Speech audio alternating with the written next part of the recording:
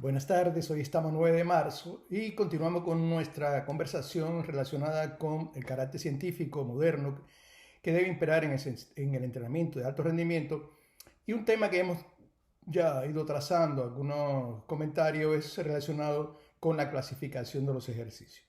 Hablamos anteriormente de que el problema de que se tenga resultados no depende ni que sea negro, ni que sea blanco, ni que esté en una altura, ni que esté bajo altura.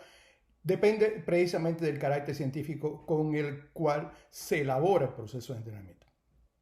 Pongamos un ejemplo, ya hablamos de algo sobre el levantamiento de pesas. Vamos a tratar un deporte que también está un poco ligado a fuerza rápida, que es la impulsión de la bala. Este ejercicio, que tiene mucho que ver con la fuerza, pienso que hay mucho todavía que trabajar sobre cómo mejorar los rendimientos. Ya dado que muchos de los entrenadores aún siguen pensando que el problema es el movimiento de los brazos.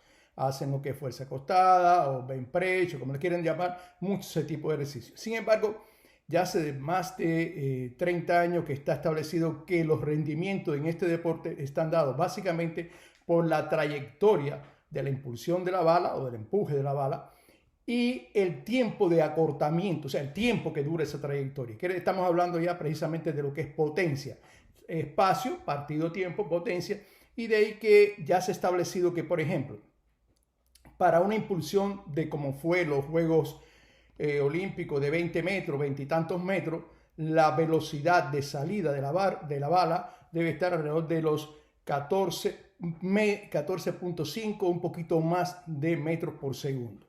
Sin embargo, cuando se hace los movimientos de fuerza acostada, los movimientos de fuerza sentada, bench press, como le quieran llamar, sin embargo, es un movimiento muy lento, nunca va a alcanzar a potencializar ese tipo de velocidad.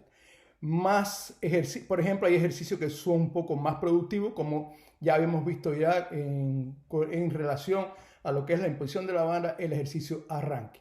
El ejercicio de arranque, en el movimiento ese de empuje de las piernas, la velocidad que alcanza la barra es bastante alta y el potencial está dado con las fuerzas, con la movilización de unidades motoras, o sea, con fuerza rápida, fuerza explosiva.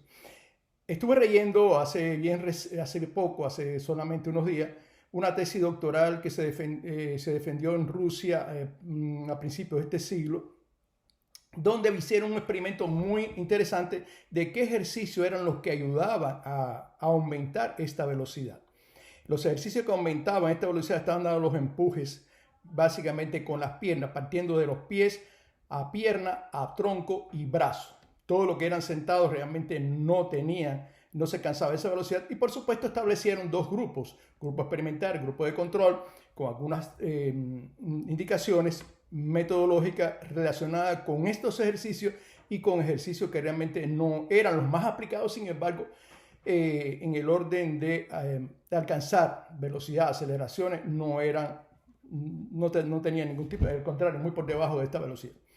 Y así es que este tipo de empuje, donde incluso pusieron un aditamento donde obligaba más al empuje final con el pusher, que se incrementó como promedio la impulsión de la bala, o sea, la distancia en un macrociclo en 1 metro y tanto.